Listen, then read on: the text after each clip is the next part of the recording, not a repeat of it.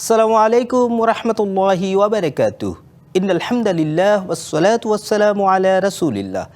দূরে কাছে পৃথিবীর যে প্রান্ত থেকে দেখছেন আপনাদের প্রিয় চ্যানেল ডিবিসি নিউজ, সবাইকে স্বাগত জানাচ্ছি। আমি মুসাদ্দেক হোসেন।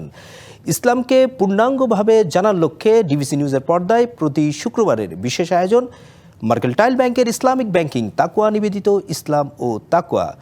ব্যক্তিগত, পারিবারিক, সামাজিক জীবনের সকল ক্ষেত্রে ইসলামকে আরও পূর্ণাঙ্গভাবে আমরা জানতে চাই, উপলব্ধি করতে চাই।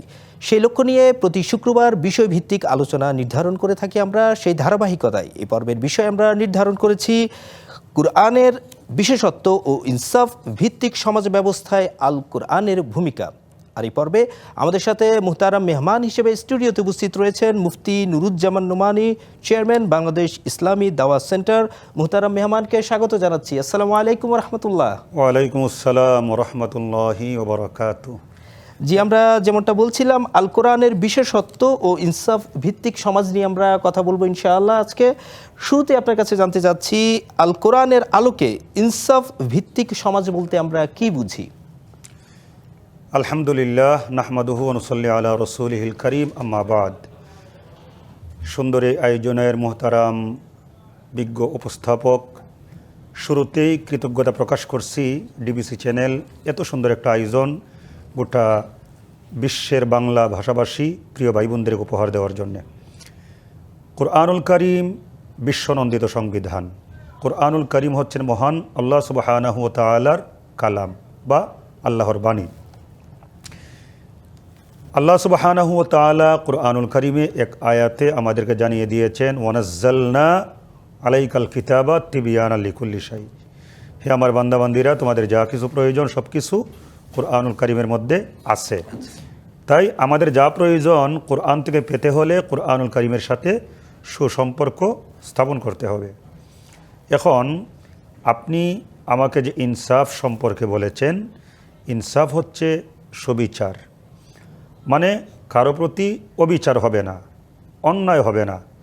আমার আল্লাহ সুবহানাহু ওয়া তাআলা গোটা বিশ্বভুবনকে সৃষ্টি করেছেন। আল্লাহু খালিকু কুল্লি শাই।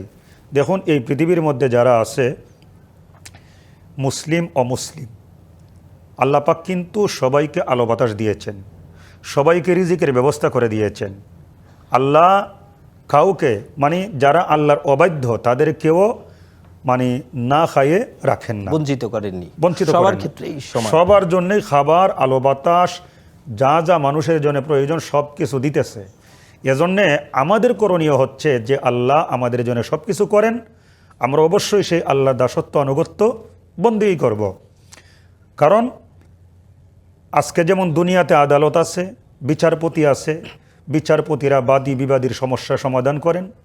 কিয়ামতের দিনও কিন্তু একটা আদালত বসবে, যে আদালতের বিচারপতি হবেন মহান আল্লাহ সুবহানাহু ওয়া তাআলা। কুরআনুল কারীমের ছোট্ট একটা সূরার মধ্যে লাস্টের একটা আয়াত, সূরা ৩-এর মধ্যে আল্লাহ বলবেন, আলাইসাল্লাহু বিআহকামিল হাকিমিন। আজকে কি আমি বিচারপতিদের বিচারপতি নই? দুনিয়ার বিচারপতিরা অনেক সময় ইনসাফ বহির্ভূত কাজ করে, অবিচার করে, যে কোনো কারণবশত হয়তো বা কারো দ্বারা প্ররোচিত হয়ে অথবা ঘুষের লেনদেনের মাধ্যমে। কিন্তু আল্লাহ সুবহানাহু ওয়া তাআলা সুদ, ঘুষ, অন্যায়, অবিচার এগুলোর কোনো প্রয়োজন নাই। আর কার সাথে অবিচার করবেন? গোটা বিশ্বভুবন তো সাজিয়েছেন মহান আল্লাহ সুবহানাহু ওয়া তাআলা। সবাই তো আল্লাহর সৃষ্টি, তাই আল্লাহ পাক সবাইকে ভালোবাসেন। কিন্তু আল্লাহর ভালোবাসা পেতে হলে আমাদের যা যা করণীয় করতে হবে আমরা অনেকে করতে ব্যর্থ।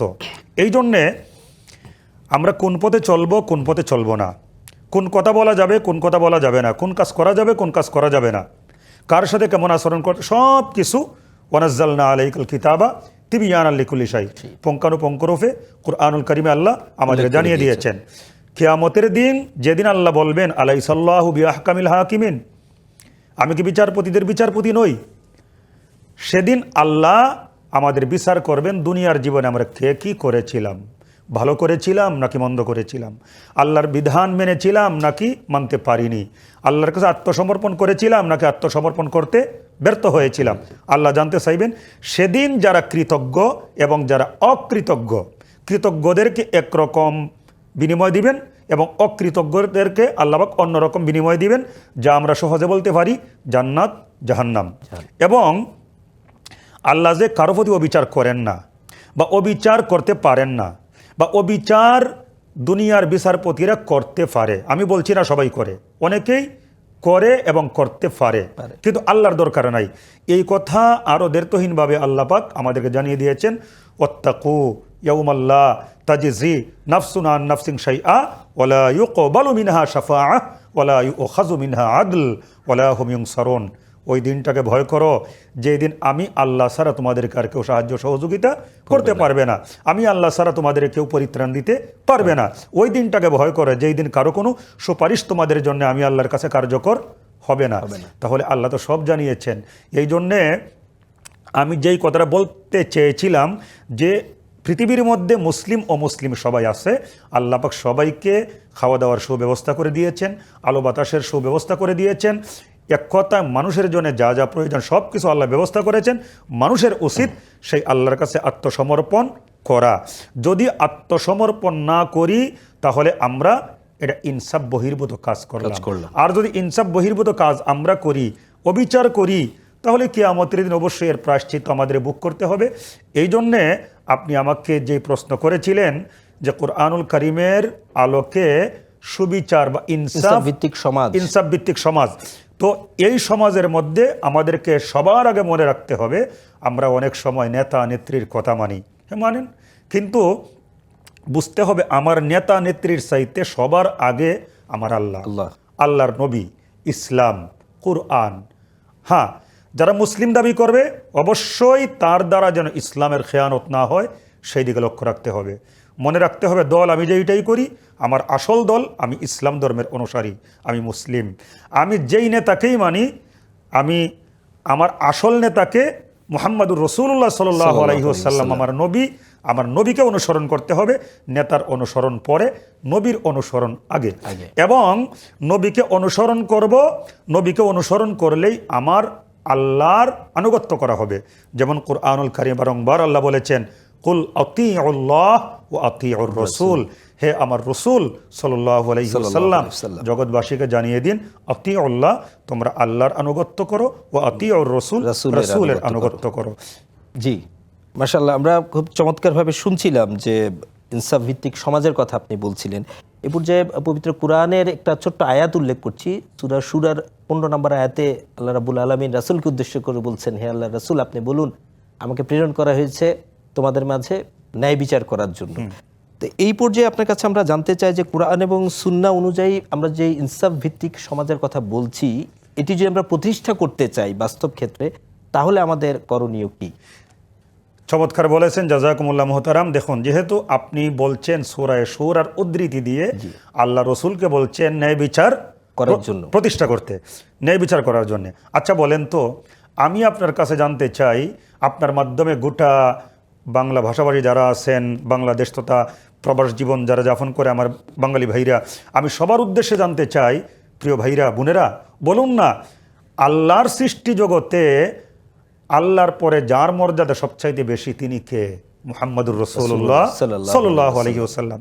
তো সেই রাসূলকে আল্লাহ বলছেন যে তুমি ইনসাফ প্রতিষ্ঠা করো, সুবিচার করো।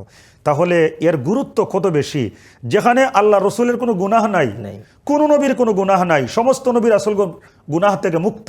আর আমার নবীর ব্যাপারে তো আল্লাহ সূরা ফাতহের মধ্যে বলেছেন, লিয়াগফিরা লাকাল্লাহু মা তাকদ্দামা মিন যামবিকা ওয়া মা তাআখার ওয়া ইউতিম্মা নি'মাতাহু আলাইকা ওয়া ইয়াহদিয়াকা সিরাতাম মুস্তাকিমা।